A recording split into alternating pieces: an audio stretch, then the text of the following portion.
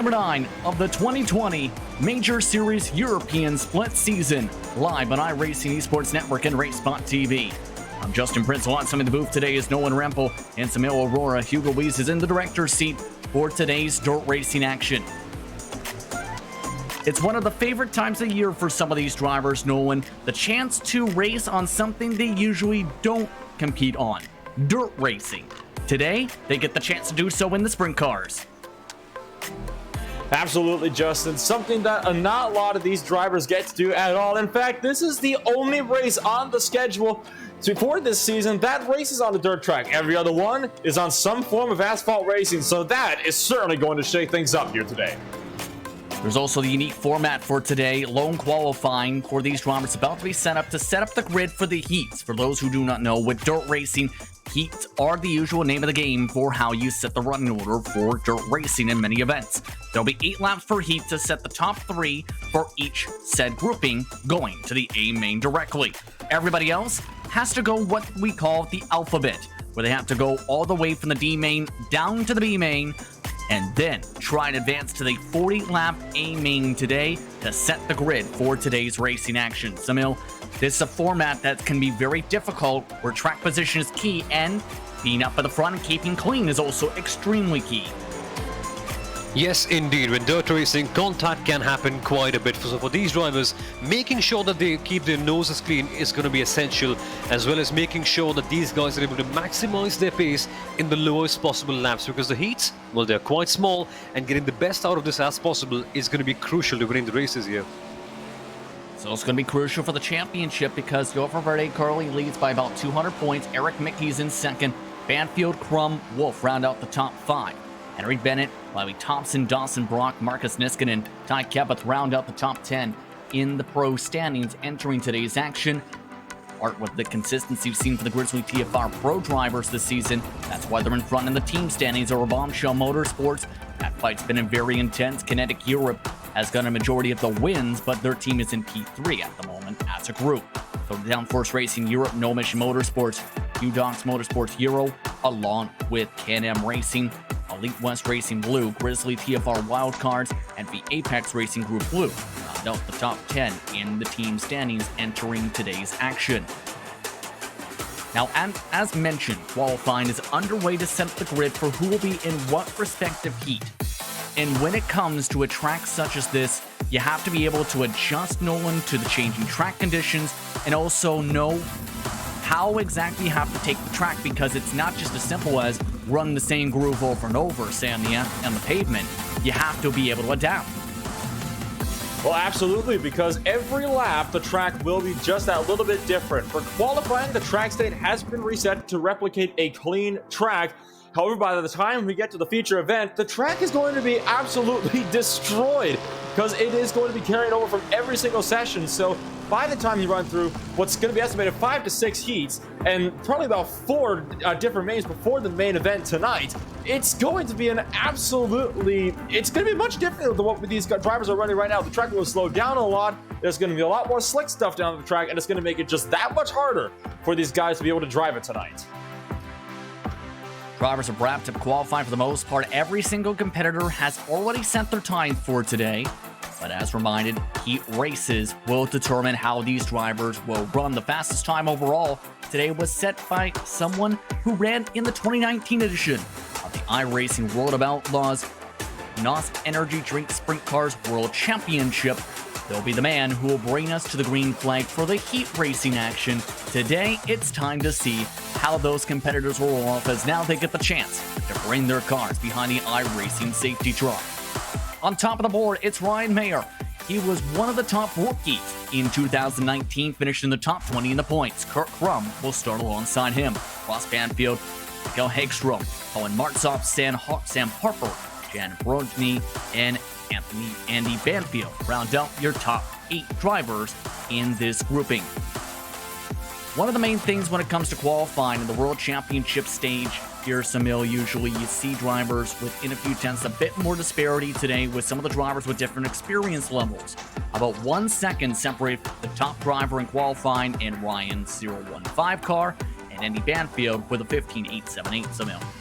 I'm not surprised by this one because a lot of drivers usually do not tend to prefer driving on dirt tracks. iRacing normally is a service where people prefer the tarmac racing. But that said, the dirt races are quite fun, so the drivers who generally practice over here will have the upper hand. They'll be doing in over thousands of laps trying to find out the right setup, and that shows in their qualifying and in the way they will drive as well. Drivers are now rolling their way onto the grid. What are you watching for early on in this race? Because essentially, outside of qualifying laps, this is a very fresh track. Well, I would say the one thing you need to look out for the most, Justin, is of course going to be those extra big slide jobs. We have seen no shortage of them, especially at the sprint car capital. So it is going to be an absolutely thriller of a race, and you never know. Sometimes the heat races can even be more exciting than the consolation races. So you just never quite know what these sorts of races are going to bring your way. One more pace lap behind the truck before we get going here in Knoxville, Iowa. Knoxville Raceway is the sprint car capital of the world. Half a mile dirt track, 8 degrees of banking around the racetrack. Race lap record in real life was set by Brooke Tatnell in 2006 at 14:407. Drivers are expected to race around what is going to be an exciting race today. Host the Knoxville Nationals in real life each year. Has seen many of the top sprint car names win here at this track. Pace truck is off. The Bombshell Motorsports machine's in control of the field. Green flag is out. We're underway for heat race number 1 of the Knoxville Nationals. Already single filed out all the way throughout the field. Up behind, Michael Hagstrom trying to throw a move around Ross Banville. That's on the inside for the third and final podium position for this heat. And Hagstrom not quite able to get the nose in there. He's still going to have a go at him here. Trying to have one more look, and he's going to push up wide up the track off of turn 2. Ross Banfield clear for P3 at the moment. The top two have ran off and away by about half a second at the very minimum. Hagstrom still trying to fight for the bubble spot. Martzoff following behind in 5th position. Harper losing pace. Brony along with the last of the drivers. Andy Banfield rounding up the top 8. Hagstrom trying to find moisture down the backstretch. Trying to go right next to the berm in 3 and 4. It really is all up for that transfer spot right now. That last spot, the bubble spot, as it's so often called, is what's up for grabs right now. Every other position is sort of stagnant, and it really is a 3-car battle here. We got Banfield in 3rd, Hagstrom 4th, and Colin Martzoff might try to have something desperate here down in 5th place. He is right up that rear wing of Hagstrom as they throw themselves down to turn 1 again. Already 4 laps down, 4 to go. Looking like that line right next to the berm, the preferred line to start off with this fresher racetrack. Hagstrom set up very well. Ross Banfield trying to pull off and away. 3 laps to go in the heat. Smartsoft still trying to send it, poking to the outside this time. No driver has elected to go up to the cushion quite yet. Highest we've seen anyone driving line, it's Colin Martzoff. He's now trying to stretch the line to the middle of the track. Still trying to find one to work with him. He's going to try to diamond off the corner here. Took a bit of a wider entry into turn 1. Gets a good run down the backstretch. Might try it again here off of 3 and 4 as they come around to take the white flag. 1 lap to go in heat race number 1. Banfield trying to defend for the last spot to transfer directly to the A main. Up to the cushion goes Hagstrom. Trying to build momentum for the backstretch. One last send to do it. He peaks to the bottom. Can't get there. Checker flag waves. Ryan Merrill wins heat race number 1. Kirk Crum comes home in 2nd. Rounding out the top 3 to transfer Ross Banfield, Hagstrom, Martzoff, Harper, Roney, and Banfield will have to go through the alphabet, Nolan. Yes, indeed they will. So 3 drivers up to the main event. The rest of the 5, like you said, having to make their way through the alphabet. It's not over yet, though. There are still several heats left to go. Another 4, to be exact. Let's take a look at how they will line up for heat race number 2. Keep an eye on the man starting at the front of this field, Joshua Wolf. And with a decent amount of dirt racing experience, he was one of the top drivers last year on the dirt. He'll start alongside Sheridan Morgan with one of his best qualifying positions of the season. Drew Lawn makes one of his starts inside the Pro Division this season for the European split alongside Joseph Holman. Andreas Robertson starts in 5th. Mason Martzoff, Sam Watley round out your 7 entries. Samil, time to bring you on in. What did you take from that first race? That first one was pretty intense. The only thing we can pick out from this one is that the intensity levels are going to be very high, and the battle for the top 3 positions, that's going to be super intense to watch out for. What drivers are you keeping an eye on for, in your opinion, to see how they handle the dirt compared to what you've seen on the pavement? Well, that's quite a tricky question. Well, in terms of this particular heat, well, that's going to be rather tricky to find out. I mean, to be honest with you, all the drivers are in with a shout. I would be interested to see. I would be interested to see how everyone plays out in the end. But largely in the greater field, I think Wow Valverde is one driver in the whole series that has done pretty good on the tarmac. How he fares in the dirt will be quite fun to watch out for. We are good to go for this race now, the second heat indeed. I'd like to remind you that the Majors Series has the Majors Garage. Started this year, it's a way for whether you're in part of the Majors event such as this or official iRacing Series to be able to pick up setups on a regular basis. Be sure to find out more by going to facebook.com/Majors Garage. These drivers about to see the pace truck go off the racetrack. Joshua Wolf in control of the field. Already bumping and banging in the mid part of the pack. Green flag is out. We're underway for heat race number 2. Wolf off and away by a decent margin. Morgan trying to go middle. Lalonde trying to run the bottom side next to the cushion. And here he comes to Morgan after having to defend very hard from Lalonde, who goes to the outside a little bit, and Morgan keeps the position in, but Wolf disappearing at the front. Back towards the berm, I should rather say, this time for all the drivers back single file. No one's elected to go up the cushion. Several drivers with the 100% worked in track after 2 hours of practice tried that respective line. Wolf has already ran off and away by 0.8 of a second. The fight's going to be on for P3 though. Lalonde trying to go middle. Holman trying to run next to the berm once again, back to 3 and 4. Much more lowers the berm here, trying to slide underneath, and the UDOX machine can't get there. And Lalonde is on the bubble right now. He's in P3. He's under some pressure. Here he comes to the outside, and there's almost a move getting done there for P3. Back single file once again, halfway this time by in heat race number 2. Remember, top 3 advance. Rest of the drivers have to again go through the alphabet. Holman trying to send it in hard. Nearly got there. Had to check up hard though. Had to line up behind as Lalonde trying to now attack for second. On top of this, Robertson has also fallen on back from this fight. He has indeed. It seems all very bleak for Robertson right now. We're into lap number 5. Things are getting rather spicy here. Time is running out. What can Holman do? He wants to get P3, but Lalonde is doing a good job in keeping that position in right now. 2 laps to go this time by. Lalonde now has the chance to try to attack for second. Remember, this is for track position for the A main right now. That could be for several of these drivers, several rows to think about. White flag expected this time by Joshua Wolf running away with the field. Wolf having a gap of around 1.1 seconds in a race like this one. That is insane. Here we are though. Oh, Lalonde trying to make a move down the inside line. No, he has to wait back, and it looks like Morgan has the advantage. Checker flag waves up at the stand. Joshua Wolf wins heat race number 2. Morgan holds on for second. Drew Lalonde will also advance, while Holman, Robertson, Watley, and Marzon will have to all go through the alphabet. Should note, late position change apparently in the official running order between Watley and Martsoff at the checkered. Heat race number 3 sees Marcus Niskanen as the driver who will lead them off to the field. We'll see those results in just a couple moments. But the number 47 machine was one of the top qualifiers in that respective grouping. Niskanen, his team, one of the powerful teams so far today we've seen. Ray Partridge, though, looks to show his speed today from second. Travis Henderson, Trevor Bobrovsky, Isaac Snyder, Mark Redeker, and Jacques Shaw round out the top 7. Knowing it seems like the bottom side is the line so far. Many of these drivers have been able to adjust their wings to adapt to that so far. When do you think that cushion, though, is going to start coming in that we've seen a lot in practice tonight? Well, I think that's going to start coming in once we kind of get to the tail end of these heat races, because every single time these drivers run around the bottom side, they start to push that cushion just a little bit further up the track. So I think we start getting into our consolation races. That is when we're really going to start seeing that outside lane and the cushion coming into a lot bigger of an effect. But for now, I think that outside line of the middle groove, that's where you need to be. Who are you keeping an eye on for heat race number 3?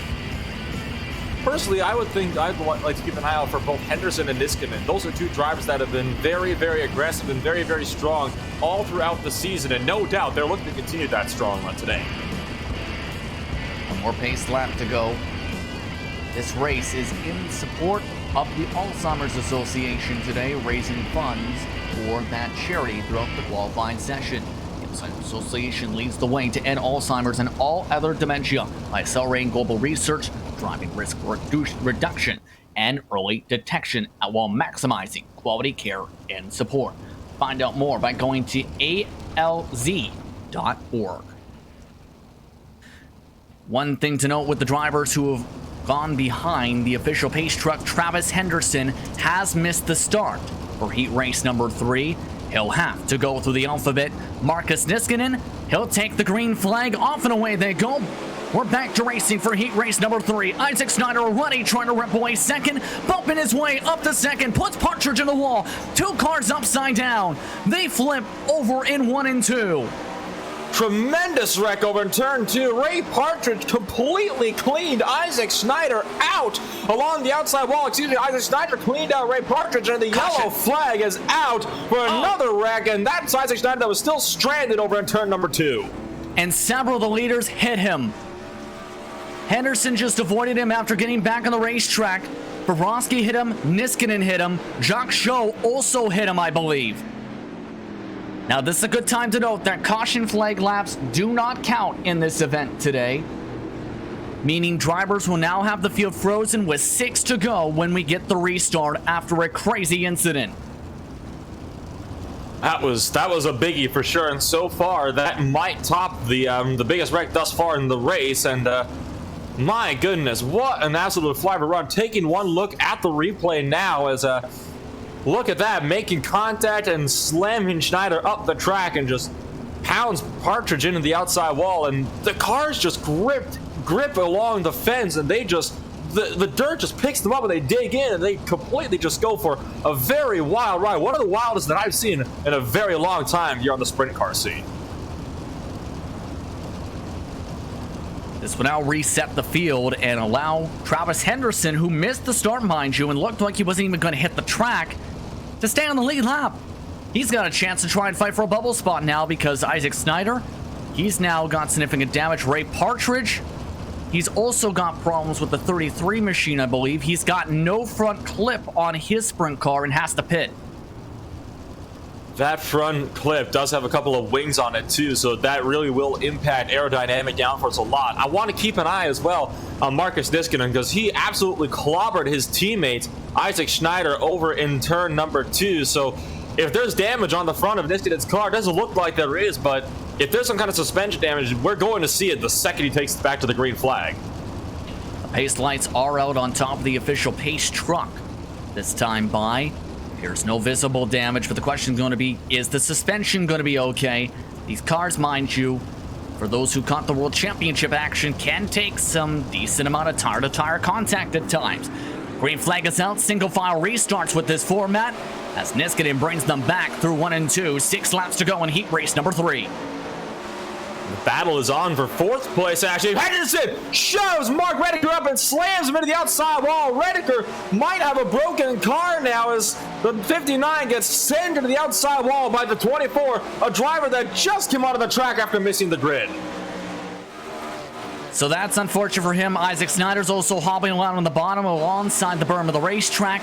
Top 2 have ran away though, but the focus is now on the fight for the bubble spot because Henderson, he needs to catch up to the professional Norwegian, I should rather say Swedish drifter, Jacques Shaw, who's appeared in different pavement drifting events. He's trying to hold on to the dirt spot at the moment. However, Henderson has been gaining 4/10 a lap for the bubble spot. He's still trying to work at it, and now he's trying to get alongside him. Henderson is trying to have a go at it around Jacques Shaw. Shaw is really trying to foot bend him off, but Henderson is on a charge. He's right up that rear wing. Trying to change up the line is Henderson. White flag this time by Travis Henderson working the wheel. He goes up to the top side, trying to aim it up as high as he can. Diamonds in off the corner. White flag this time by contact with the left rear tire. Jacques Shaw trying to defend hard. Henderson goes side by side. This is to determine who will move on to the feature. Henderson loses momentum. Jacques Shaw pulls off in time. Marcus Niskanen will take the checker flag. He wins heat race 3. Trevor Bobrovsky finishes in 2nd. And Jacques Shaw holds on to finish in P3. It's a question of what if for Travis Henderson. He would have started 3rd if he made the grid. Instead, he gets to go to the alphabet with Ray Partridge, Mark Rediker, along with Isaac Snyder. My goodness, what a heat that was. We saw two major incidents in that race, one of them bringing us out for our first yellow of the night, and, well, no doubt, not going to be the last one. It's grid time for heat race number 4. This next grouping of cars features many drivers that we usually see at the top of the field in the pavement. It's going to be interesting to see how they adapt to the dirt today, including Mike Gaunt, who will lead this group. David H. Baker's in second. Alberta, your points leaders in P3. Riley Thompson, the young gun, is in fourth. Ty Kevitt's in fifth. One of the top bodies drivers on the service, Scott Huckes, and Kim Johansson rounds out the 7 entries for today. And Samuel, this time to bring you back on in. Already a few drivers, as soon as they jumped onto the grid, already adjusting their wings because it looked like at the end of that heat, the line started moving up an extra half a lane to a full lane on the racetrack. Absolutely, and the advantage for these cars is that you can adjust your wings while driving. So that is one thing that these drivers will be doing. But my goodness, Justin, that last heat, it's just the perfect example that when you go side by side here, although you're trying to fight out with the car, you're also trying to fight with the other guys. And even with the slightest of errors, things can go horribly wrong here. And we've seen perfect examples of that absolutely here. This is the second to last heat for today's action before we go through the alphabet. With the drivers today, reported 38 car field for today. And we'll start off with the D-main to see who will move on to join the others for the 40-lap feature. Next 8 laps are on the docket here. Cool track temp, by the way, 60 degrees Fahrenheit, 68 degrees is the air temp, partly cloudy skies. Here as the night starts to settle on in here in Knoxville, Iowa. Pace truck coming off this time by Mike Gaunt and the Hanson Brothers machine. In control of the field, green flag is out, we're underway, and he caught everybody sleeping. He really did. He's pulled out such a big gap right here, and Valverde's trying to get something down the inside, but he's in the heat of a battle right now. Look at him getting so close. That's Riley Thompson that tried to peek on the outside, instead got squeezed by Valverde. Out of the first lap of the heat, first lap led by Gaunt. David H. Baker already gaining time on the lead, but Riley Thompson providing the pressure for the bubble spot already.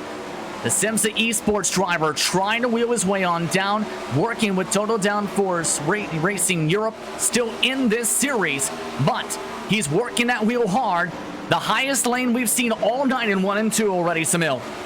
Yes, indeed. Riley Thompson going as high as possible, trying to get as much momentum as he possibly can. And Valverde knows that. He's defending for all his might. They're fighting with the car, and they are fighting with each other as well. But that said, Justin, Baker is closing up on Gaunt as well. Yes, indeed. That's separated by about a car length and a half of the race lead. The bubble spot by about less than a car length. Still, Riley Thompson not able to build up enough momentum to make the pass. He goes a little bit higher this time, up into the dirt marbles. Past halfway that time by, he peeks to the outside once again.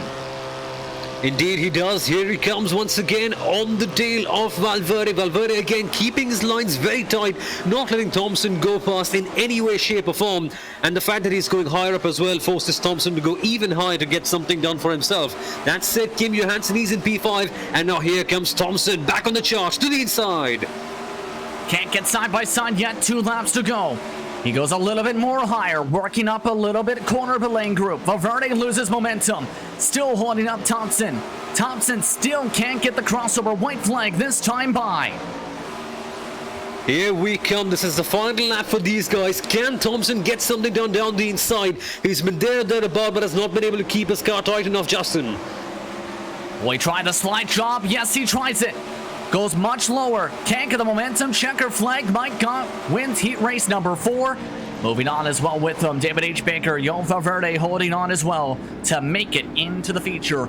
Thompson is out. Johansson to the alphabet as well with Thompson as a result. Also going with them is Kukas along with Ty Kevitt. One final heat now hits the racetrack. Cornell Cologne brings them to the field alongside Dallas Pataska. Tom Threlling in 3rd spot, Nicholas Skeets in P number 4, Mickey, Sharp, and Hotho round out your 7 entries in this final heat. And you here, Nolan, for this one. The track is now working its way into what you were expecting towards the end of these heat races.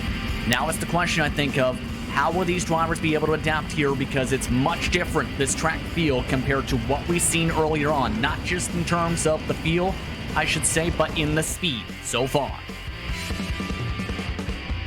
Well, I think the big thing to note here, Justin, is actually these drivers that are in the 5th heat are going to have a much easier time at this in the future than the drivers that were in the 1st heat, because the track is not going to be changing as much between now and the heat as it is between heat 1 and the feature. So these drivers are going to have a much better time at it, so we could be seeing the front runners in that opening heat actually maybe even struggling a little bit once that green flag drops. Especially if they don't have to don't adapt the setups too. That's going to be key. Oh yes, I mean the setups can be absolutely very, very crucial, and wing angles on these types of cars are no doubt playing a massive, massive factor in how these races are playing out too. So it's one of those things where you just have to adapt to it, because there comes a point where there's nothing more you can do except, well, learn how to drive the track the way it is now compared to what it was when you raced it last. Absolutely. Don't forget as well, make sure you put enough fuel in the car, because in several instances, we've seen people run out of fuel on the last lap of some races by miscalculating by even 1/10 of a gallon. Cordell Cologne, he's 100% on the throttle. Green flag is out. The final heat race is underway. A massive jump there, and one car making contact behind those. Daniel Sharp and Eric Mickey that had a bit of a touch in 1 and 2, but so far the top 3 have managed to gap the rest of the field. Nicholas Skeets trying to run down Dallas Pataska, but so far not having anything for him. Cologne off to a good, solid start. Tom Charlie keeping him in check. Dallas Pataska holding onto the bubble spot by half a second. 4th spot sees Nicholas Skeets trying to hold off Eric Mickey. Mickey, one of the top drivers in practice, had struggles in qualifying, and knowing that's one of the major pressure points. If you mess up in qualifying, you see how hard it is to gain up the spots in the heat. It is not easy to pass at this track or with these cars. It is a very, very difficult feat to accomplish. So that is why qualifying is oh so important. And that's why it's very, very important that you do whatever you can in these heat races to get yourself into the transfer spot. Mickey up the inside, pulls a slider on Nicholas Skeets. Skeets trying to pull that outside line. He's going to do so. They lose more time to the bubble spot, but the top 3, it's the closest the top 3 in general has been for the race lead in a heat race so far. 3 laps to go up the track. You see Tom Drelling is caught up to Cordell Cologne. Dallas Pataska also keeping them in check within 3 car lengths. All while Nicholas Skeets leads the second grouping. He's matching the pace of Dallas Pataska. Not enough to close in though. Well, you don't have to match the driver ahead of you. You need to be able to be just a little bit quicker than them in order to close in the gap. And right now, he is not quicker. He has got to get the power down if he wants to have time to get up there. I think he's out of time, though, at this point, as they're coming around now to take that white flag. He'll need some luck, to say the very least. Nicholas Skeets, though, looking for good position for the alphabet. White flag is out, 1 lap to go. Cordell Cologne still up at the front, leads this heat race. Trying to hold on to Tom Drelling. Dallas Pataska in 3rd position. Will there be any sense behind them? Daniel Sharp tries a different line. Doesn't work. Checker flag. Cologne wins heat race number 5. Rounding out the transfer spots, Drelling, Pataska. Along with them will advance Nicholas Skeets. Has to go to the alphabet. Also moving on with them to said alphabet today, Daniel Sharp, Eric Mickey, who had struggles in qualifying, and Hotlow, the German driver, 025. Will have to also go through the alphabet. That means one thing. It's time to see who will have to go through said alphabets today as the track continues to cool down. There's no E-main today with the field size, meaning it's D-main time. 10 laps, 4 drivers advance. Leading them off is Mason Martzoff to start off the alphabet. Isaac Snyder in second, Ty Kevitt in third. Hotlow and Banfield round out the top 5. All these drivers looking to keep their hopes alive here, Samil, to make the feature race today. Yes, indeed, and most of them will succeed in the end because a 5-car grid for this one and 4 of them advance. So, which one of these drivers will be left out over here? That's going to be the question we answer over the course of the next few laps. So trust me, Justin, that battle for P4, that is going to be crazy intense because you don't want to be the last person in P5. The way they'll be fighting for this one, I think it's going to be a proper treat, this. And there's a reason we call it the alphabet here, Samil, is the drivers who advance from the D main then have to put in the work in the C main. Drivers who advance from the C main then have the fun of trying to get the 9 transfer spots in the B main today. So it's not just as simple as holding on to making sure you're not last. you still have a lot more racing to go to make sure you get into said feature today. Absolutely. You need to prove yourself in the heats, in the mains, every single place to make sure that you have a good spot for the feature, where you have to do that all over again. So it's not just like you do the work in one race and enjoy for the other ones. You have to keep proving yourself every single time. The drivers who are in the C main, they'll have to deal with Brony, Kakas, along with Harper, Watley, Redeker, Mickey. By the way, it's going to be crucial for track position, though. Seen how good one of those Hansen brothers machines were in the respective race the last time when their cars were on the track. Well, Mason Martsoff hold on to the momentum from that said race. We're about to find out. Pace truck is now off.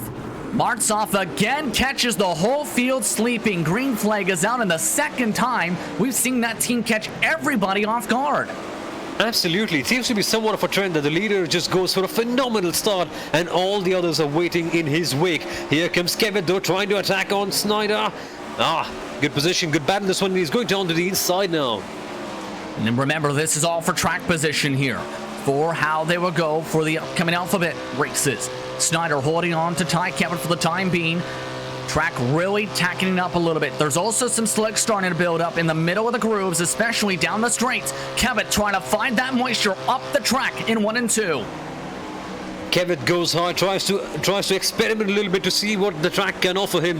And it's not really paying off for him right now because Snyder is closing up to the leader. So what can happen from this stage? Here comes Snyder, still behind, and that gap though, Justin, from the leader is closing up. So Martsoff is under some pressure now. That gap from the lead is cutting down. Lead is side by side. Snyder looking to take it away. He was 0.3 faster last time by. Can't get the slide on the inside. 5 laps to go this time. Powers his way on the bottom. Slide chop, shuts the door, and Mason Martsoff. Martsoff nearly over-rotates. Snyder over-rotates. Contact from behind. Cars are clean. Martsoff shuffled back to third. Here comes Ty Kevin to take advantage. That got wide in a matter of seconds. Martsoff loses 2 positions. He's back in P3. At this stage, he will qualify, but his qualifying position will be much lower. Here he comes, though. Kevitt on Snyder. This is for the lead, ladies and gentlemen. We saw a move being made now. We can't see another one being made for the lead as well. 4 laps to go, and Kevitt last time had the check apart. Snyder trying to go from bottom to middle. Kevitt trying to ride next to the cushion, a half lane away from that line. This time goes as high as anybody has in any of the races so far tonight. Gains a lot of momentum. Snyder struggling with 3 laps to go. Back to the bottom he goes.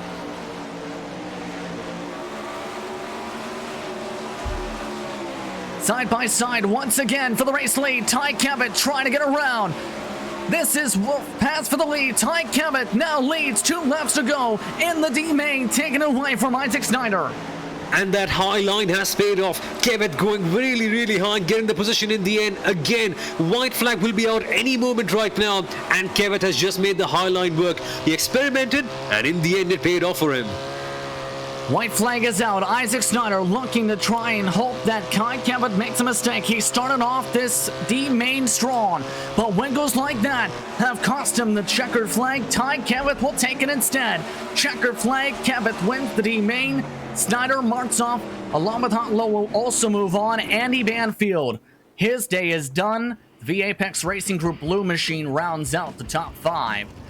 So it's time for C-Main racing action just like that. And all the drivers you've seen got valuable track position. They'll start behind the following: Sam Harper, Sam Watley, Mark Redeker, Scott Kuckas along with Eric Mickey. Don Brony gets to start in P6 with the draw. Ty Kevitt will lead the drivers from the D-Main. Snyder, Martsoff, Hotlow, your 10 drivers in tonight's C-Main. 12 laps on the docket. Top 4 advance for the large being main field tonight here, Nolan. Lots of pressure this time. It's not as simple as making sure you're not last like the D-Main. Absolutely. Now it's all in the hands of you. Have to be within that top 4, and there's 10 cars, meaning 6 cars. They're going to be packing up and headed on back home after just another 12 laps. So the pressure is certainly on, especially for drivers like Ty Kevitt and Isaac Schneider, who are starting well down the order. Who are some of the drivers you're keeping an eye on? Well, I think we'd have to keep one eye on Eric Mickey, in all honesty, because we know how aggressive Mickey has been all season long. I mean, he's one of those drivers that is very, very prominent in the series. And heck, he's running in second place now in the Drivers' Championship. So he's one driver that we really need to keep one eye on, especially since he's just one spot right now out of a transfer spot. Absolutely. Mind you, races such as this, there are a chance to see, on top of this, some of the top drivers in the sportsman class usually know him. Your driver's up in the front row. Sam Harper is the points leader in that side of the garage. He drives for Mist Apex Racing Team B. He has his teammate alongside him. Also chance to see drivers like Brony, who is an independent. Mark Redeker, Doc Bear Hero, a part of the sportsman class. We see Mason Martzoff in the last race. Also Scott Kakas also in this running, and several others. So it's a chance for some of these drivers to gain very crucial points for their championship fight on the sportsman side of the garage. Absolutely, and this really does show how dirt racing can really shake everything up, especially when it's the only dirt race we have on the season. It's just such a different variety of races that we usually see in the major series, and that's what makes it so fun about it. It can really be that big game changer. The Twinsies are off and away. Good launch for Sam Harper. He brings them to the green flag. 12 laps for the C main.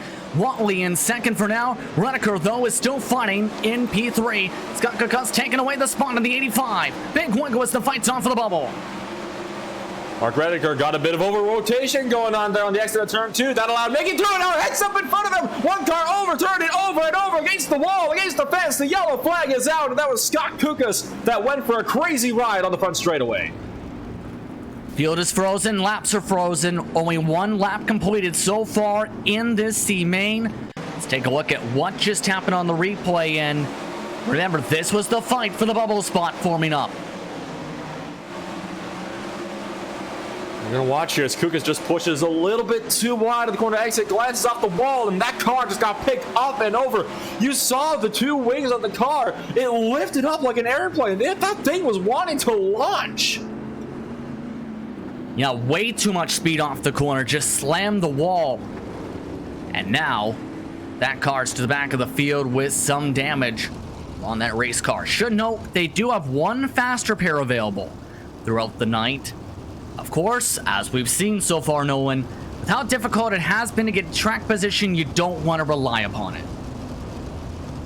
Absolutely. So, what's going to be about the second yellow now of the night, and Sam Harper continues to lead with Sam Watley right down there in second place. Eric Mickey up in third place. Just like I said, that's where he needs to be right now. He's a driver that's been aggressive, and well, that wreck that helped him promote himself to get outside that bubble spot. Now it's Mark Redeker who's going to be under fire from Mason Martzoff on the restart here. Remember, single file restarts today. It's expected off the pace truck this time by. And Andy Banfield just told his fellow competitors on the Sirius Discord this about how difficult it is to race. He gives the drivers a lot of credit for what this car can do on the dirt. It's a skill set he felt he didn't have. He felt he was enjoying the racing and wished everyone the best of luck today. He was the first driver officially knocked out on the night in the D main. It's absolutely, and well, it is a very difficult thing to do. I mean, heck, the only cars I can drive because of these sprint cars are the 305s. These 410s, they are not easy to drive at all, so you have to give these guys a lot of props for being able to race and put on a good show as they've been doing all night. Sam Harper, he looks to put on a show as we're back to racing. 10 laps to go in the C main to decide who will go on to try and fight through the rest of the alphabet. And right now, it's up to Mason Martzoff, who's still trying to find something to work on fourth place, but he's got Isaac Schneider diving up the inside. That's the look for the top five. Schneider cannot get the move done, though. Not a lot of grit down on that bottom side of the racetrack right now. Still trying to make it work, but he just can't get the momentum going off the corner. Oh, but Martzoff over-rotates and can take him behind. Snyder resets. He goes back towards the middle, going through some moisture, but Ty Kevitt along the cushion makes the pass. Here comes Ty Kevitt, taking advantage with his dirt skills and his drifting skills to cut through the field. He's in P6, gaining fast. He's one of the quickest cars on the track. While all this was going on, Sam Watley lost second place to Eric Mickey, and now it's going to be about a 3 or 4 car fight for these couple spots right here. Ty Kvet still trying to pull that outside line, but momentum really is the outside. Kvet is forced to check up as the field thunders down towards turn number 3. Watley doing everything he can to try to fend off Rediker, Kvet, and Martzov behind. 6 laps to go in the C main, this time by Kevin. Trying to show the speed. Kevin watching as the fight is on right in front of him. Watley trying to defend. Rediker gets light job, crosses it over. Kevin makes it 3 wide down the front stretch. Near tire-to-tire contact, just avoids the tire to make the pass. Ty Kevin now in the bubble spot as he cuts him off. Gets bumped. Kevin is up and over. No! Caution is out. Oh, you saw that one coming from quite a ways off, but that was quite a bold attempt, though, from Kevin. They just got bit loose, and unfortunately, Rediker could not slow it down in time. It is not easy once you're committed to a line to slow it down, and unfortunately for Kvet, Rediker was already well committed to that top side of the racetrack, and Kvet just pushed right up in front of him. That brings our flip count up to about 4 now for the night. Here's an error look once again, and this was intensifying. He completed the slide job, but right about here, gets the bump from behind and just sends him sailing. He needed, I think, about maybe a 1/10 of a car length even, Nolan, to complete that slide job without contact. You saw in the midst of that, the 025 of Wolf Dietrich Hotho also got into the mix as well. He had a bit of a self-spin off the corner, likely in reaction to seeing one car flipping up in front of him. So, the second caution of our C main here, Harper leads, and Eric Mickey, he's looking to prime position now. If he could get the drop on Harper on the restart here, he could go for the C main victory. And that would be valuable track position for the B main as well, because the winner of this C main starts in 11th, and that might be crucial because that puts them just a couple spots away from the top 9 bubble spot. And it's harder to work from the field, say, if you're starting from, say, 16th than it is from 11th. Oh, absolutely. I mean, we've seen the top 4 advance from the D to the C, the top 4 advance from the C to the B, but the B main is going to be the top 9 advance up through to the future. So that is going to be a very crucial spot here. Eric Mickey, he knows he needs that spot. One of the drivers that might be looking antsy, though, Mason Martzov, who looks to be just 1 spot out of a transfer spot on Mark Rediker. Sam Harper in control of the field. Early launch, the pace truck goes off. Green flag goes back out. Mickey holding on to second, 4 laps to go. Watley in third. Bubble spot control by Mark Rediker. One driver is currently off the track. That's Hotlow, who had some trouble on the start. He's stuck against the wall as the leaders are fighting for the race lead. This might get tight here. Heads up. There's the race leader that just ducked his way around the 025. Mickey might try to find his way around the low side, but he's got that lap car to deal with. You don't see lap traffic too often in a dirt race, and he's checking the entire field up right now as they're trying to go 3 wide to get around him. Wally goes up the inside and manages to clear him. Mickey currently holding on to P2 at the moment. Right now he's matching the pace of Sam Harper. Watley in third, but the bubble spot, it's not over. Rediker still dealing with a lot of fighting, including traffic factoring in right on the bottom side. White flag this time by. White flag in the air, and right now it's a one-man show up in front. Sam Harper has locked out the win. Eric Mickey will note down for a second. The battle's going to be all down to third. And contact is made, and Rediker spins to the inside, sliding back up in the track. He'll fall out of the C main. Checker flag. Harper, Mickey, Watley, and Martzov advance. Wow, what a way to take the checker flag. Roney, Kevin, Rediker, Snyder, Kakas along with Hotlow will now have their nights finished after that intense one, Nolan. That has got a sting right there for a couple of those drivers that got muscled out of the line. That was certainly not a pleasant one for Ty Kvet, who ends up dropping outside. And my goodness, you do not, you don't, if you're one of the drivers that was involved in that big calamity up there in the final laps, that's the one thing that you never want to see. Field is now set, 14 cars in the B main. Today, it's Hagstrom leading them to the green flag, and the team players Hagstrom Racing Machine. Cox is Holman, one of the top drivers in the sportsman point standing, starts in second. Henderson's in third, Riley Thompson in fourth. Skeets, Colin Martzov. Round out row 3. Grace Robertson is in 7th position. Ray Partridge in P8, recovering after he had his bumping and banging in his respective heat. Hansen able to also go to the B main tonight alongside Daniel Sharp. Drivers going on from the C main: Harper, Mickey, Watley, and Mason Martzoff. 14 drivers set the field. Top 9 advance, 14 laps on the timer. It's going to be an intense one today, and already several of the drivers at the back of the field preparing their wings here, Sunil, for what will be a dogfight for the bubble spots. Indeed. I mean, not only do they have to prepare the wings, they have to prepare themselves mentally as well, because if they are to get anywhere up near the qualifying slots, they will properly have to fight it out. What an intense heat that we saw the last time out. Full of crashes, full of drama. This one right here could be just as intense. There's the reason why they call it the sprint car racing capital in the world. Knoxville almost always delivers. Top of that, it's home to the Sprint Car Museum just over the edge of Turn 2 here. You can also find, by the way, an O'Reilly Auto Parts over the edge of Turn 1. But who are you watching today to see who can try and advance this race? Who will end up having to buy parts from that auto shop across the street? Well, this is going to be a tricky one because we've got so many cars competing in this one. It's a rather longer heat. Well, I'm going to actually take a bet on Kim Johansson. He's currently in P9. He's on the bubble. Let's see how far he can move on, because in the last race, remember, he moved up 3 positions to get up the order. So my eye will be on him, but this should be overall quite a fun one, Justin. Here we go. Ekstrom in control of the field, bunches them up, green flag is out. We're underway for the B main. Top 9 advance, Hagstrom already up to the top. Henderson already on his tail. Skeets runs the bottom. Riley Thompson powers his way as the leader nearly spins. All over the racetrack, he's up into the Armco. He's now on his side. We stay green for now as Hagstrom stabilized the car. And Hagstrom totally in the wall. The wall just welcomed him and totally topped him over. The wings thankfully making sure that he stays the right way around. But my goodness, that was a major accident. Here we come though. Henderson at the top, Homan behind him, Thompson, and we are seeing a move being made down the inside.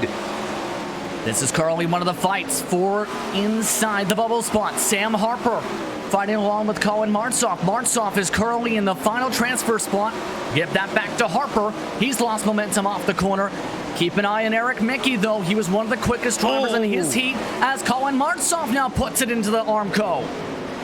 We almost jinxed it there for a second. Colin Martzoff was doing such a good job in P8. Now crashes out to P10. Thankfully, still in the race. No more cautions, but Martzoff has all to do. He's almost on the bubble right now. Mickey in P9. Is Martzoff coming? To the inside he comes. No, he has to wait. He has to gather the momentum and get things done in the next 9 odd laps. But we'll go up the track. This is the highest anyone has gone, and on in the corners today, all the way up to the top wall in the corners tonight. Remember, they started all the way next to the berm when we started off heats and qualifying today. Pulling away is Mickey. He's now got a decent margin. Focus is now on catching Sam Harper for P8. 8 laps to go this time by.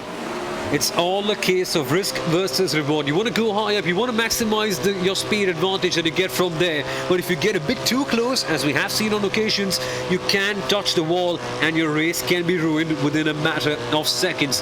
Here comes Mickey though, he's using the high line very efficiently. Chasing Harper. Can he get something done? We're almost halfway through now, 8 laps in. Still can't get the run quite yet to make the move all the way nearly next to the wall, trying to diamond it. Harper still keeping him in check. Harper last time by was nearly 2/10 quicker on the track. 6 to go. This time by the interval, half a second. Make it 6/10. And it seems like Sharp is losing positions like a rock falling off a mountain. He was in P5, he's fallen all the way back in P7. Has he lost momentum? Yes, he has, because Harper's coming down the inside. You kind of get the feeling that he'll pass him through very shortly, but he has to wait for this one. And now, car in the wall. That's for one of the spots. That's Sam Harper. Now it's on the bubble. Here comes Colin Martzoff now to try and take it back. 4 laps to go this time. Harper back to the cushion.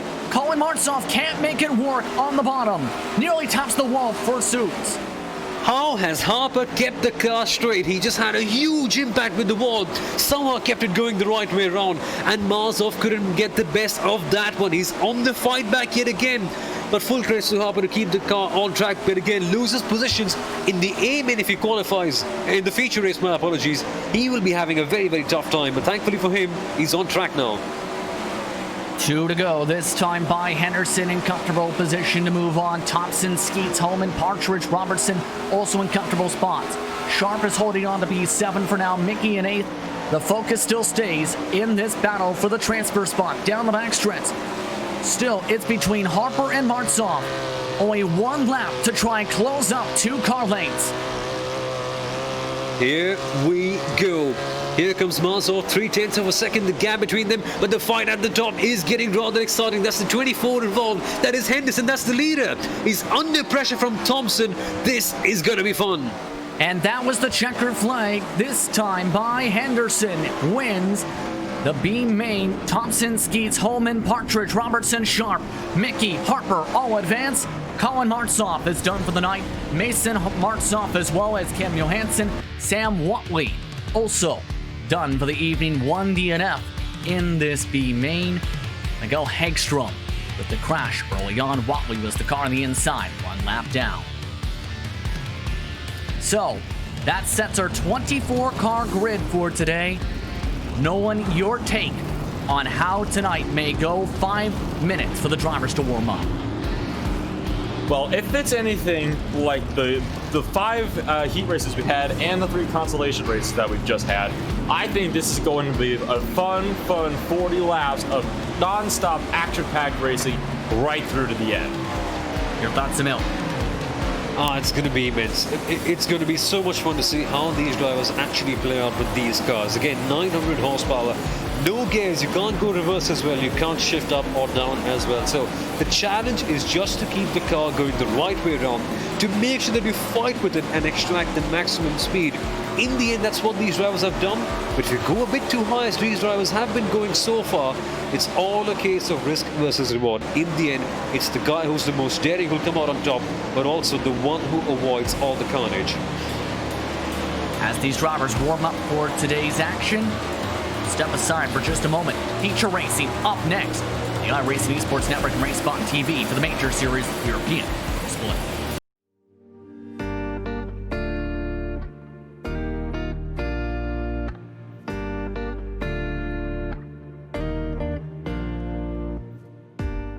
One of the 2 requirements in order for your license to be promoted is your safety rating, referred to as SR. Safety rating tracks your driving habits in each racing discipline and how many racing incidents you have during those races across your entire iRacing ranked career. The following situations will negatively impact your safety rating by accruing racing incident points: contact with another driver, driving off the road surface, losing control of your car, contact with another object. The more incident points you rack up during a race, the more negative your net safety rating from that race will be. But if you drive clean and avoid these racing incidents, the more positive your net safety rating from that race will be. Keep in mind, incidents are assessed to all involved drivers individually on a no-fault basis, no matter the circumstances. A full table of incidents, their point values, and the extent to which they are applied can be found in the iRacing Sporting Code, a current version which can be found in the description of the video. The safety rating scale is numbered from 0.00 all the way to 4.99. You can check your safety rating for any of your licenses by clicking on your helmet in the iRacing UI. After every session, you can see any changes to your SR by going to Results and clicking on the last session you ran. Your safety rating is highlighted in its own box, showing you how much you gained or lost in that session. At the end of each iRacing season, which happens every quarter, drivers who have completed their safety rating requirements, as well as their minimum participation requirements, will be promoted to the next license level. If you don't feel like waiting for the season to end, you can fast track to the next license level by raising your safety rating to 4.0. or 3.0 if you're an iRacing rookie. This will automatically promote you without having to wait for the end of the season, provided you have completed your MPR. Conversely, drivers who fail to maintain a minimum level of safety rating will be demoted to their previous license level.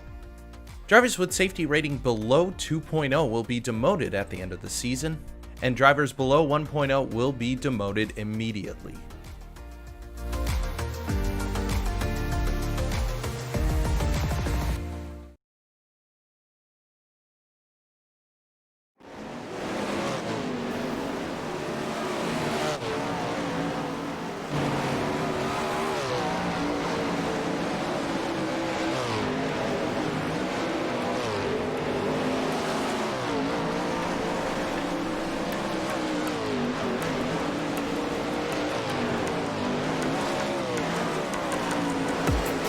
The music may be sounding calm right now, but the intensity is about to pick up.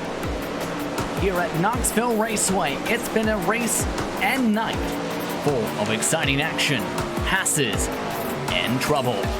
Many drivers look to make a name for themselves today, as the Major Series European splits are all set to go for the Knoxville Nationals here on the Iracing Esports Network and RaceSpots TV. Justin Prince, Nolan Rempo, Samil Aurora with you, Hugo Weeds in the director's seat, as all the drivers have worked to get here to the 40-lap feature event tonight. All the drivers had to go through the alphabet as well as battle in the heats. Let's take a look at how they'll grid up for this year's edition of the Knoxville Nationals for the Major Series. Former pro driver Ryan Meyer starts on the pole tonight with Joshua Wolf in second position. Marcus Niskanen starts in third alongside Mike Gahn. Cordell Cologne starts in P number 5 with Kurt Crum in 6. Jared Morgan looking for some luck in the 96 starts in P7, one of his best starts in a race all season. Torotsky starts in P8. Baker and Drelling round out the top 10. Nolan. Duty does. It's going to be Banfield and Lalonde to get down there in 11th and 12th. In the 7th row is going to be Jacques Show and Yao Valverde.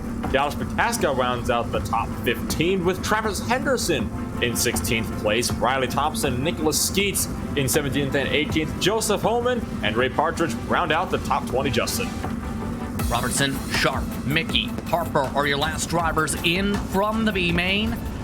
Launch off those fireworks, baby. It's time to go racing. 40 laps under the lights. Track worked in all throughout the evening. Points on the line. Samil, we're expecting plenty of fireworks for tonight. Absolutely. The track has evolved. The drivers have a good idea of what to expect. With a longer race, this one, the points on offer over here are the biggest in terms of all the races that we've had so far today. This is going to be super. This is going to be such a fun race to watch out for. The battle for the lead, the battle in the mid-pack, and the final part of the grid as well. Everywhere, you're going to see a lot of drama. Your keys to victory tonight, Nolan, to here to win on the dirt. Well, I have a feeling this might become a race of attrition, so my only word of advice to these drivers out there, keep that nose clean and watch those sliders because, oh boy, I think that is where there's going to be a lot of nights either made or lost today. 40 laps on the docket for the A main. Caution flags are on. They will not count the caution laps this evening, so fuel mileage may come into play if there's a caution precautions type of night. Ryan Mayer ready to bring us to the green flag. The fireworks have calmed down. The engines are turned up. We're underway for the 2020 edition of the Knoxville Nationals for the Major Series. Already a fantastic launch there from the top, your top driver, Ryan Meyer. Behind him, the field's still scrambling for position. Yes, indeed. Right now, Ryan off and away already by more than 2 seconds. Niskanen already dropping back to P3. Cordell Cologne fighting for P2 as well. Joshua Wolf has already lost a couple spots to Mill in the opening laps. It's all going well for Joshua Wolf right here. Can he recover from this one? It's a long race. He has ample of time. But at the top, it is Ryan Mayer just pulling away that gap. The way he just executed that start, that was clinical. And we already have our first caution 3 laps in. So caution is out. It's on the front straightaway. That was the cause of the incident. That was with Travis Henderson, who started in 12th position when the incident happened. He was 2-3 wide when he made tire-to-tire contact with several drivers, including Jared Morgan, who lost grip out of the corner. Seemed to be the big one, Justin, was that contact with Jared Morgan. Then that pushed him down right into the 34, Jacques Show. Jacques Show, an innocent bystander of that deal. And that punted Henderson around and hard into the inside wall. And luckily, it does seem like they are all good to go here with a lot of these drivers not having a lot of damage, if any. Henderson still on the racing surface, lucky enough not to go over. Remember, there is a faster pair available. If needed, Henderson may have to take one as he has no more front wing cone on his machine and will do so, but that was a very dominant start. Let's put it that way, Samil. 3 seconds was the lead in 3 laps. Exactly, and it's not even like a long circle like Spa-Francorchamps where you can actually go in 7 kilometers per lap. This one, it's barely anything. You know, we're only seeing laps being finished off in a matter of 12 seconds. So to pull out a gap of 3 seconds in a matter of 3 laps, that just blows my mind away. That is some driving right there. But at the restart, I doubt that things will be just as easy because all the other drivers, they know what can happen. They'll be on the charge now. Drivers now resetting single file. Pace lights are off. And think of it this way. There are many different drivers, Nolan, who have registered for major series events this weekend, whether it's been the international split, whether it's been this split, or whether it's been the American split, especially for one-off races this weekend. It really is one of those really big events, much like the Indy 500, the Daytona 500, and the World 600. It's just one of those really major events that tends to just draw a much bigger crowd than we usually see. And now, Ryan bringing us back to the green flag, bumping and baiting for second. Off and away goes the Bombshell Motorsports machine. Great launch, already to the very edge of the berm. And Ryan Mayer once again with a lightning fast start, and it's Cordell Cologne who's under pressure because Niskanen, he's fallen back in position from Wolf. So Wolf on the charge for Niskanen right now. That would be the battle for second place, but these guys are still fighting side by side now. That's for P3, in fact, but Niskanen already dropping behind his teammate Kurt Krum. Over-rotated in the middle of 1 and 2. Kurt Krum now charging up hard. One of the quickest cars on the track. He's now using the middle line in 3 and 4. Niskanen using a higher line. Mike Gaunt, though, rotating as the caution is out again in the back of the field. Ray Partridge involved. So it seems like this might be one of those types of races where it's cautions breed cautions. This was at the very tail end of the field with Daniel Sharp. He's trying to pull an outside run in 1 and 2. Looked like the 3 car of Drew Lalonde got into the outside wall, and as you saw right there, the 7 car made a bit of contact up front with Ray Partridge, and that sent the 7 car right around. And I want to mention it was a very good avoidance. Eric Mickey managed to just blitz by the outside right by the wall just before that door closed shut. You saw him at that last car in the line right there. If he had come up about even 2 tenths later, he would have plowed right into him.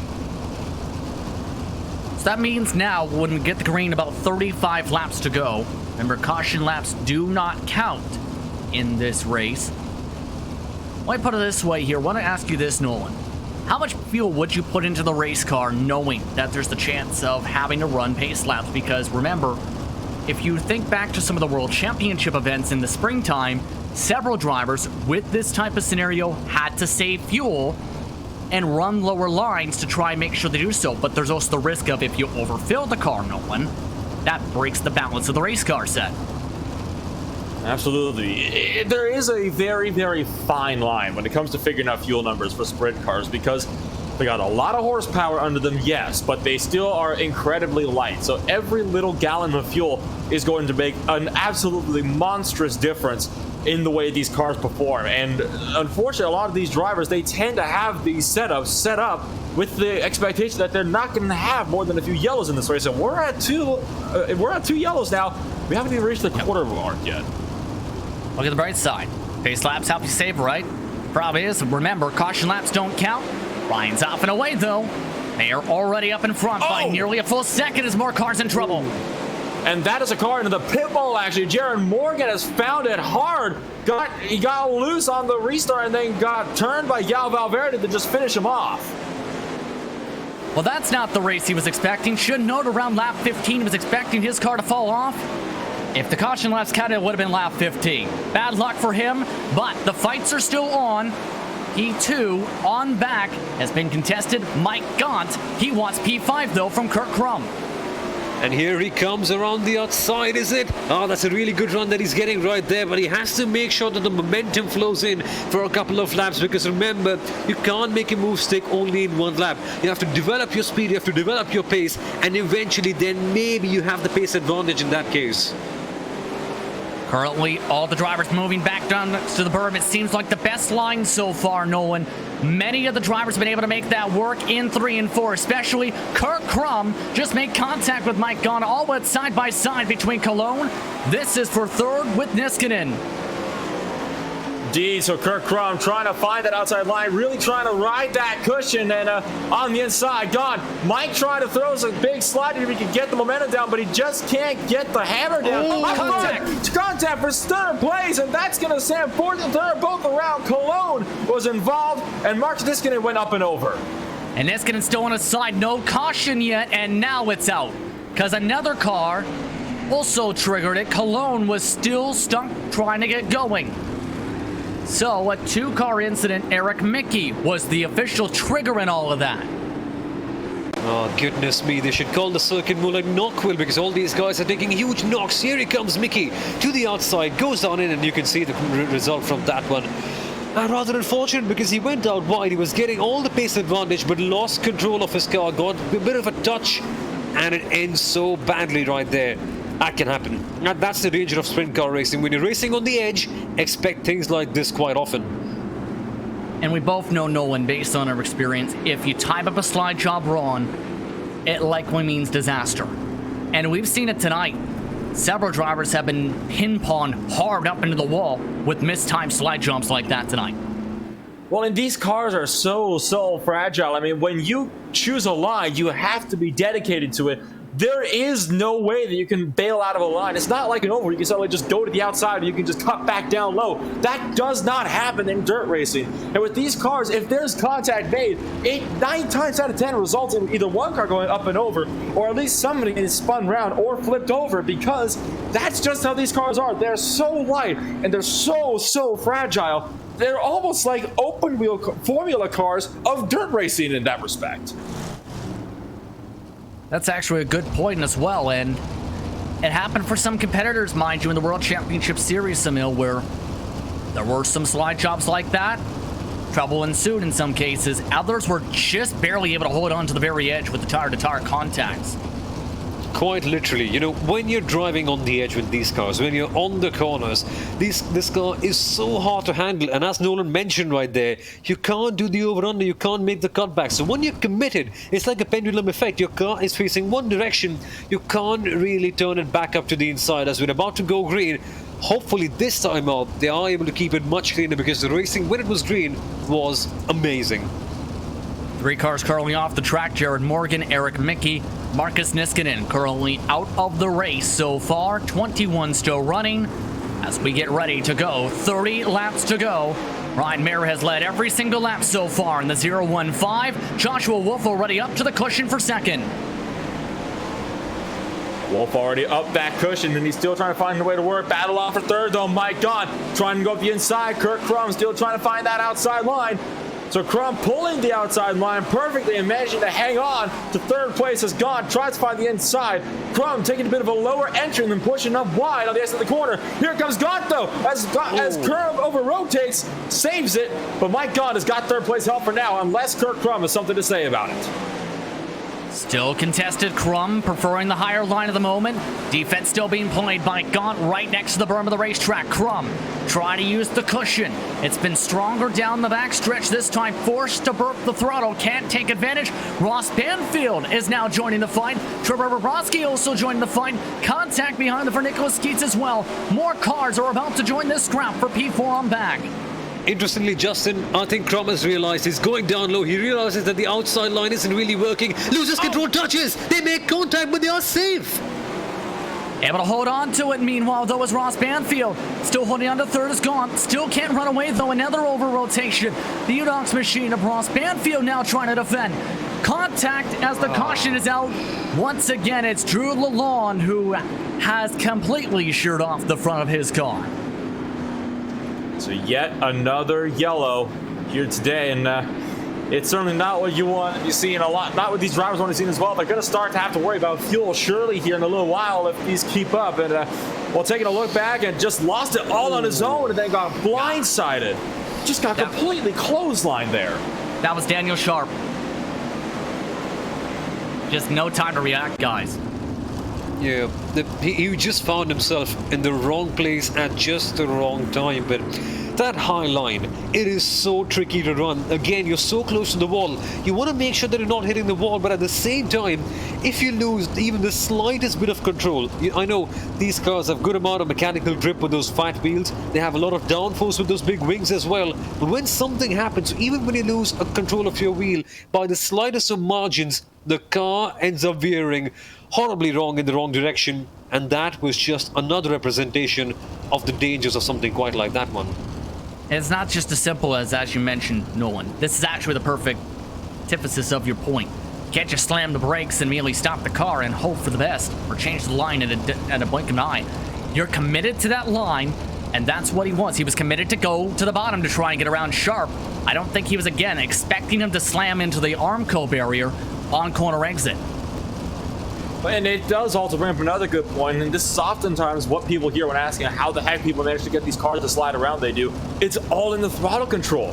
These cars, they will not turn by just a jerk of the steering wheel. I mean, believe me, I've tried. If you just turn the wheel, it usually just tends to go straight on. They do have to mash the throttle in order to get the cars to rotate as well. And obviously, if you have a car sliding down across the path, you're not going to be mashing the throttle to try and get yourself going up around the outside. So there's just not a lot you can do in that situation. Exactly. And for some of these drivers, we've seen how tricky it can be to even drive in the straight line with that need to use the throttle to help control your race car. Meanwhile, pace truck is off, this time a later jump. 24 to go, this time by. Ryan Mayer has led every single lap so far. Joshua Wolf holds on to second. He's back to his happy place, the cushion. Wolf riding really up high, having a bit of a gap between the other cars, but that gap is going to be shutted down rather soon. Once again, Justin, everyone is following soon. Everyone is going to the outside, so I guess the advantage of the inside line not really in place right now, though. But here they come, though. Oh, contact! And now more cars pinballing. That's Mike Gaunt getting hit. 3-4 wide as they all try and dodge him. We stay green. Also losing several spots was Kurt Crum in the incident. I think they almost went 5 wide for a brief moment. They were so far so good, and they managed to survive it, and somehow that did not end up being another yellow. Look at this now, looking for 3 wide. Travis Henderson around the inside, can't find the momentum. Jock Show running the top line up in 5th place. Now it's going to be 3 wide. Show trying to find the middle. Contact is made, and Skeets spun round, and the caution comes out. 1 car up into the outside wall. That's Dallas Pataska. That found the outside wall and went up and over against the fencing. He's now done for the night. That's your 4th DNF of the race already. We're approaching halfway in the green flag laps to go. Here's a look. Not a lot of time again to react with all that craziness. And keep in mind, the car in 3rd spot had already lost their front wing from the contact and was just holding on in front of that before the over-rotation for the kinetic car. There are just so many cars in and around you, and as you rightly mentioned, the reaction times are so limited. You see something happening, there's barely anything you can do about it. Just hope that you're in the right place at the right time. And tell you what, Justin, from the way this is going, I guess we're only going to have, what, 30, 35 odd cautions, because we're getting a caution every single lap, it seems. Don't jinx it. Don't jinx it. But Nicholas Skeets has had to come down to pit for damage repair, by the way. Still not electing to come down to pit, though, Trevor Verbroski. Want to see if we can take a look at that number 10, because talked about that front wing and some of the aerodynamics on the cars. The number 10 doesn't have a front end right now. He's running in 3rd place, too, so this will be quite interesting to see what in the world is going to happen. Is look at that. That's, you don't often get to see that kind of view of one of these cars that runs, especially up front in a podium position right now. I'm going to be honest with you, Justin. I'd be very surprised if Bobrovsky managed to hang on to that spot for very long, because that front wing on these sprint cars does play a very, very massive role in the front end aerodynamics. And if you don't have that, well, it's going to be a lot more difficult for you to drive that car. True. Should note, by the way, Nicholas Skeets was not able to use his fast repair. He missed his pit box in the infield. So he is now at the back of the field without the damage repair on his car. 1 to go signal this time by. 20 to go, Samil. Your thoughts at the halfway mark? From the way this is going, I just simply hope that we do not have more caution flags, but it's quite clear, when you're going side by side, you have to keep it clean. Easier said than done, of course, Justin, but the racing should be good. Here we go, the green flag is up in the air. Once again, Ryan Mayer off and away. Wolf back to the cushion. The interesting point's going to be, how will P3 fare? Trevor Bobrovsky still trying to hold on for the time being. Ross Banfield now getting overtaken by Jock Show as he goes all the way to the edge of the cushion. Nearly spins it out of the outside. He certainly tried it. It didn't quite work for him. Caught him behind, though. Sees Travis Henderson going around and flipping over against the outside wall in turn number 1. And that was contact with Thompson, who admittedly got a bit, he got kind of crowded down there by Henderson. And looks like Tom Drayling has gotten a piece of that as well, because all of a sudden, he's missing his front wing. Let's take a look. And you can see Thompson is on the bottom. Henderson's that car in the middle. Right there. Oh dear. Oh dear. It's quite simple. 2 into 1 doesn't go. It's as good as 2 wavelengths meeting at the same point, and carnage is bound to happen. But what about this race? It's been as stop-start as the Aswinina Circuit's final sector, or watching a YouTube video with what, 0.5 Mbps. We are seeing a caution all the time, and the problem with that is the drivers aren't able to establish their proper momentum. You see, to win a race like this one, to make moves at a circuit like this one, you have to make sure that your car is going in the right momentum. And for the leaders, this is just a perfect advantage, because then they can just keep the position, because nobody is able to challenge them. It's a bit of a sad thing to see, but yeah, I think fuel's going to be a bit of a factor coming in towards the final half part of this race as well. Tom elected to come down and pit in that Simorto machine. You see involved in the incident. Eric Mickey is also back in racetrack, currently 2 laps down. It's about one of the early incidents. Still off the track though, Bataska, Niskanen, Morgan.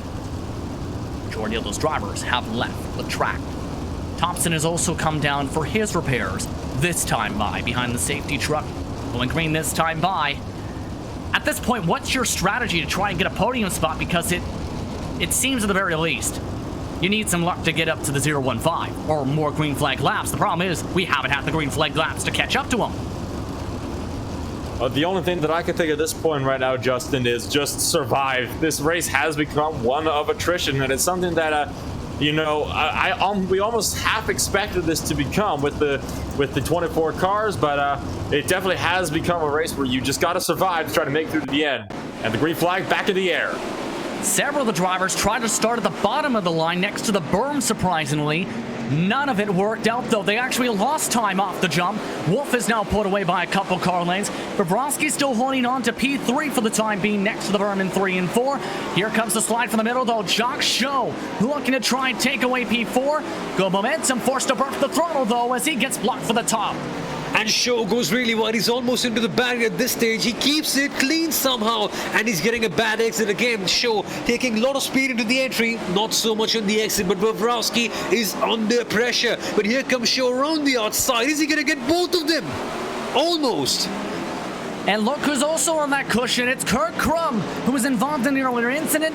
He's now back in the fight for a podium position on the outside. Kurt Crum looking to take away P3 from Bobrovsky.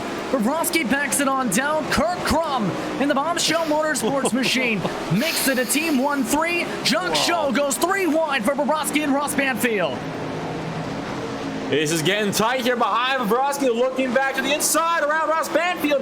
Banfield gets the power down. Meanwhile, up top, Jock Show gets the power down a bit too early and loses the back end. Now, trying to find a way around the outside. Here comes Robertson trying to throw his way into the mix. They're going to go to 3 wide into turn number 1. 2 wide doesn't work. Will 3 work? Contact is made. Show pushed up the track. Here comes Bobrovsky back at the middle. Robertson has spun out. A second car has also had to go for the tow truck in Holman. That was in a separate incident. We still stay green. That was at the very bottom of the racetrack, underneath the berm, down the back straightaway. But 13 to go this time by. It's Mayer, Wolf, Crum, Ross Banfield, Show, Bobrovsky, Cologne, Valverde, Skeets, and Mike Gaunt is fighting for P10 with Ray Partridge. Just got shuffled out to 12th spot, in fact, to the back of the field. Tough luck there for Ray Partridge, but I've got to appreciate that for Crum. He stuck to the outside line and got 2 cars in a matter of a couple of laps. So that's what you have to do. Find your line and make it work. That's exactly what we're seeing right here. 29 laps in. We've got only, 10 or 11 odd laps left to go. Here we come, Justin. Here's a move being made down the inside and the touch again. Oh my goodness me. They've made contact all the time, but still somehow, and thank goodness for this one, we are still green. Yes, indeed, especially since Cologne spun near the leader, and still it is green. Still, the fight is on for the spot, and now the caution is out. Another spin. This was from 15th spot. Sam Harper goes around in the number 52.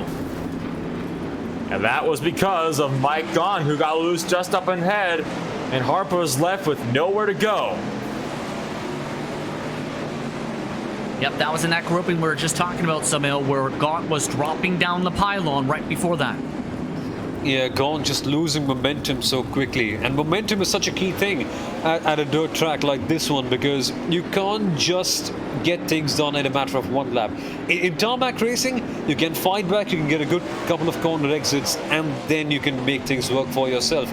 Not so much here. It's all about trying to go in a momentum for 5, 6, 7, hell, sometimes even 10 laps to try and get you moved on. And when you break rhythm, when you make momentum somewhat like that one, it's going to be a rather tough task for you to get back to the position where you want to be. Again, Justin, feature race, maximum points on offer right here. It's going to be a heartbreaking blow for him. Absolutely, especially since there's about 9 green flag laps to go, but man, that 015 has just been on rails. Oh, yeah. He ran away every single run. He ran away as much as 5 seconds just about no one in that green flag run, the longest of the race. Well, like you said, Justin, he was an ex-pro. He raced in the in that World Championship Series for the sprint cars just last year, so he knows what he's doing when it comes to these cars. Just a couple spots out too in the point standings, around 18, give or take, around the end of the season. Remember, had to be in the top 15 to make sure you locked in your spot. So he was close to keeping his spot in. Indeed. And he's been showing the muscles today for Bombshell Motorsports. Green this time by. Joshua Wolf is in second. Kurt Crum, Ross Banfield, Trevor Borowski, Cologne, Show, Faverde, Skeets, Partridge, your top 10. Ryan Mayer continues to control the field for Bombshell Motorsports. Pace truck is off. Green flag waves, again back on the gas. Again, a good launch for the race leader and for Joshua Wolf in second. It's almost as if there's a kidnapper behind Ryan Mayer, and he knows about that, and he just runs away in fear. Whatever that is, he's able to get such a good jump all the time, but Wolf is closer than ever this time out, using the outside line. How is this one going to play out? Kurt Crum is all the way far back, but in the middle, there is a lot of drama going on. Yes, indeed. As Wolf is running that cushion, the first side-by-side battles are for 4th and 5th. Nicholas Skeets just lost a spot to Ross Banfield. He tries to slide jump back. Be a couple car lanes behind them. They're door-baiting 2-3 wide. Cologne, Valverde, and a few others involved in this grouping. Junk Show just made tire-to-tire contact as Skeets nearly hits another car, over-rotates as someone left the pit lane. And comes back down cliffs. Trevor Borowski's still trying to hang on, but Skeet's still trying to hang on to it as well. And finally, it looks like things have settled down in the back here, but there was non-stop contact for about a lap and a half in the back here. Now just 6 laps left to go. The battle's still on for those midfield positions. Coming to 5 laps to go. The fight's not over yet, though. This is for second. Joshua Wolf trying to hold on to his spot. He's had all race. He hits the bumps hard. Kurt Crum tries to use the middle of the racetrack. Can't get the momentum, though. Better launch for Wolf. This is where the bottom's been powerful down the front stretch. Kurt Crum trying to watch as Wolf really wheels that machine on forward, runs away with P2 with 4 to go. Absolutely, Kurt Crum just losing a bit of momentum back there for a couple of seconds, but that's one thing I have to say about Kurt Crum. Before the restart, he was using the outside line. Now he's going down low, and he is making it work to some decent success. What can he get done for P2 right now? Time is running out, only a couple of laps to go. If he has to get something done, it has to be now. 3 to go. Valuable points on the line. This will be one of the highest finishes of the season for Wolf. Crum looking to gain points on the championship fight. Valverde, the points leader, is all the way back in P8. Make it P7. 2 laps to go this time by as the mid-pack still continue to scrap around Valverde. Jacques Show wants one of his best results of 2020.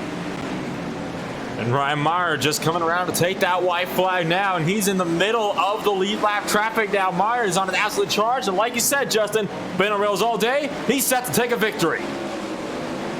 He's coming out of the final set of corners right now in the middle of traffic. He's already lapped his way up to 17th in this run. He'll win the Major Series European Split Knoxville Nationals. Joshua Wolf comes home in second. Kurt Krum rounds out the podium. What a race in the end. The battle in the midfield isn't quite done. They are still going side by side, everyone. And the fireworks are in the air as they rightfully should be. What a dominant performance it was in the end by Ryan Mayer. Absolutely flawless. Never put a foot wrong. In the end, though, Joshua Wolf able to maintain his position ahead of Trevor Wowarski and Ross Banfield. Wow, what a battle this was. I truly loved it. I was a bit skeptical about dirt racing at the start. This one turns out to be so much fun. Kurt Krum in B3, Banfield in B4. How dominant was that 0-1-5? He gained 5.5 seconds in 9 laps. Talk about fireworks, type of performance, a firework-worthy victory tonight. Let's take a look at your unofficial race results then after what was an intense race in the middle of the field all night. Mayer takes the checkered flag in the one-off. Wolf from Banfield round up the top 4. Riley Thompson finished in P5. 6th spot went to Cordell Colon, Valverde in P7. Jock Show with a good strong run in P8. He fought with Valverde back and forth to the checkered in the no-emission motorsports machine. Travis Henderson, Daniel Sharp rounded out your top 10 Nolan. And it's Ray Partridge to kick things off in 11th place with Tom Drayling down in 12th. Gon Bobrovsky and Skeets will round out the top 15. And it's going to be David Baker in 16th, Drew Lalonde in 17th. Andreas Peterson has to settle for 18th with Sam Harper in 19th. Eric Mickey down in 20th place. And now for the cars that did not finish the race, you got Hellman, Pataska, Niskanen, and Morgan to round out the 24-car main event. An intense race today for some of the drivers. For some of them, it was about adapting to the dirt conditions. Today, strong performance overall for your race winner. We'll take a step aside. Post-race coverage coming up in just a moment. Stick around. You're watching the Major Series European Region action on the Iracing Esports Network and RaceSpot TV.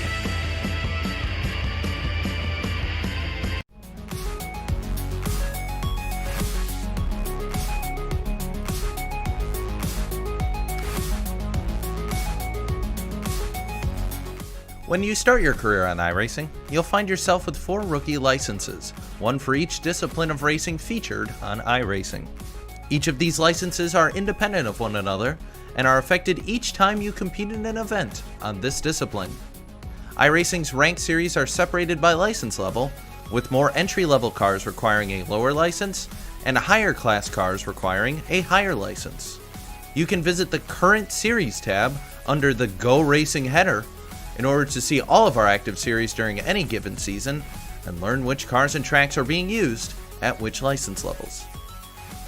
If you're just looking to enjoy top-tier cars from championships like the NASCAR Cup Series, NTT Data IndyCar Series, or World of Outlaws, you're able to do that right away as an iRacing rookie with series like the Carburetor Cup, Dallara Dash, Pickup Cup, or Sling Mud for Fun. These series are unranked, and competing in them will not affect your safety rating, minimum participation requirements, or iRating. To find other unranked series, filter the page you are on for the unranked tag, and any unranked series will be sorted onto your screen. Likewise, to filter these series out, select the ranked tag, and any unranked series will be hidden from your view. Of note, user-created races like leagues and hosted sessions are also unranked and do not affect your safety rating or minimum participation requirement.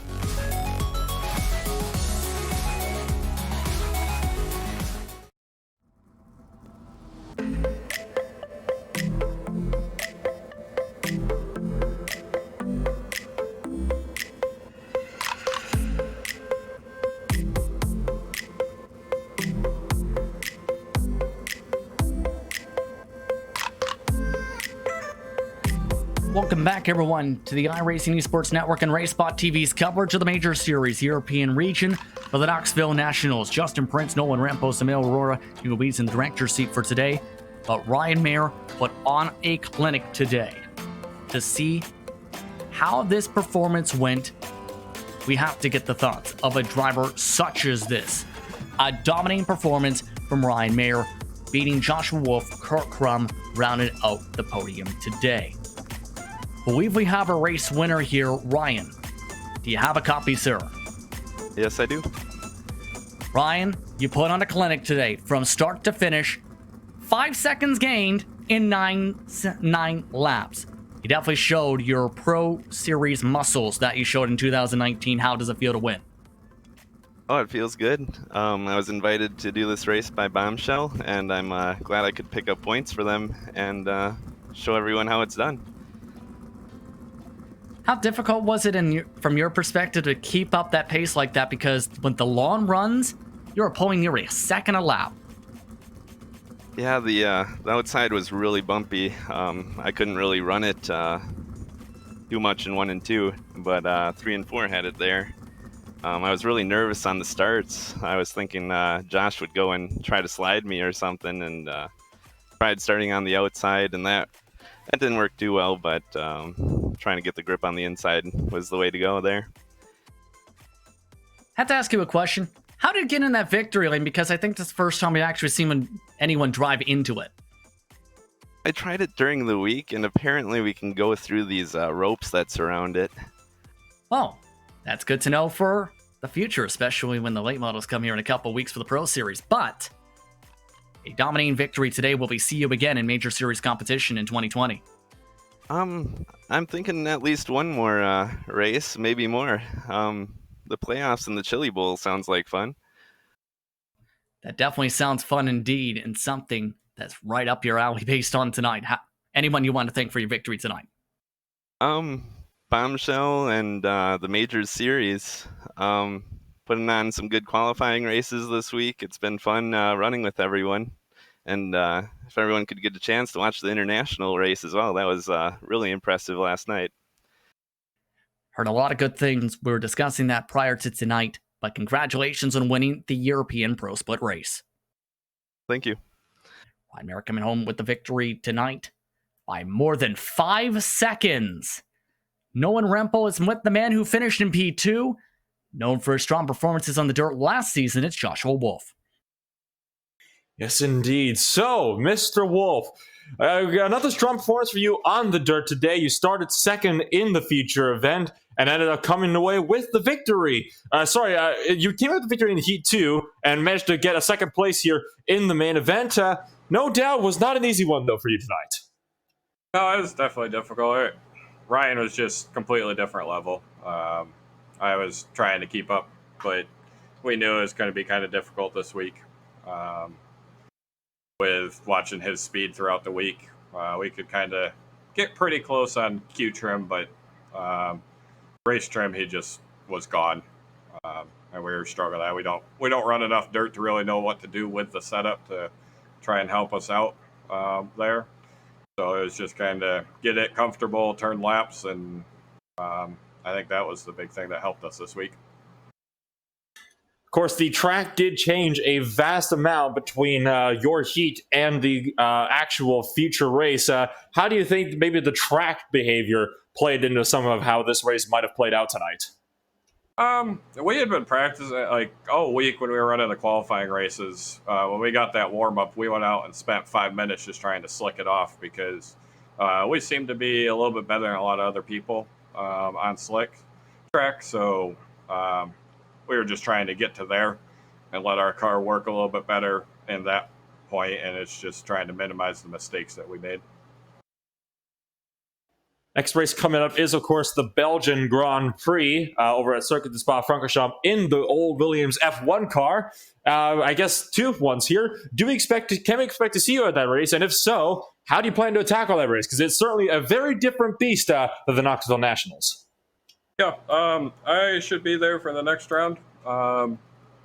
And last year we had a pretty decent car. I had internet issues that kept me from a decent finish when we ran the FW31. So definitely looking forward to it. May not be one of the bigger circled tracks on my calendar this year, but definitely looking forward to next round.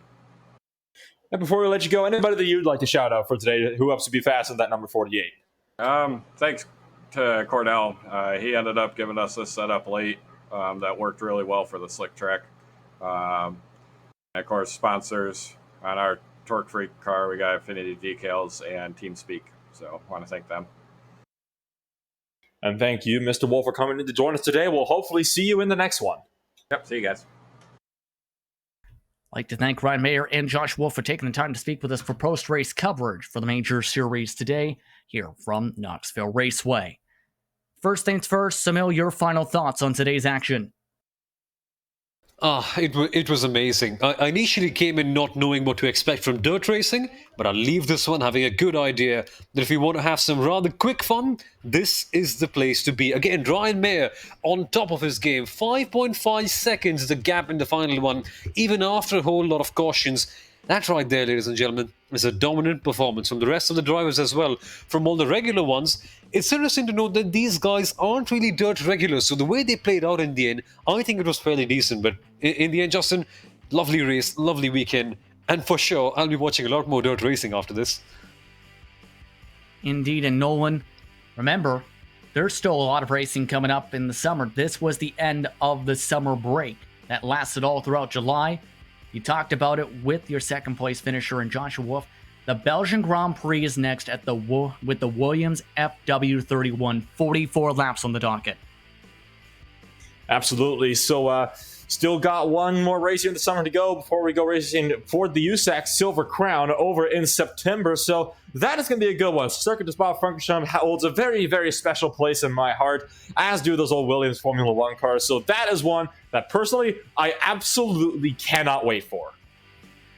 Plenty better races to go on the season, a mix of road course races, and don't forget, the finale is an oval race in the Dallara IR18 for the California 500 at Auto Club.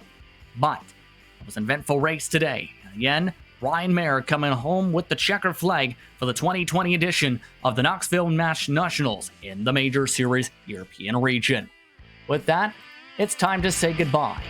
From the broadcast partners today in Nolan Rempel and Samil Aurora, for Director Hugo Weiss, we say so long, enjoy the rest of your night. It's been an eventful run this season in 2020 for the Knoxville Nationals. Be sure to tune in for the American Split tonight, broadcasted by the Global Sim Racing Channel on the iRacing Esports Network at 7:45. Until then, we'll see you in Belgium.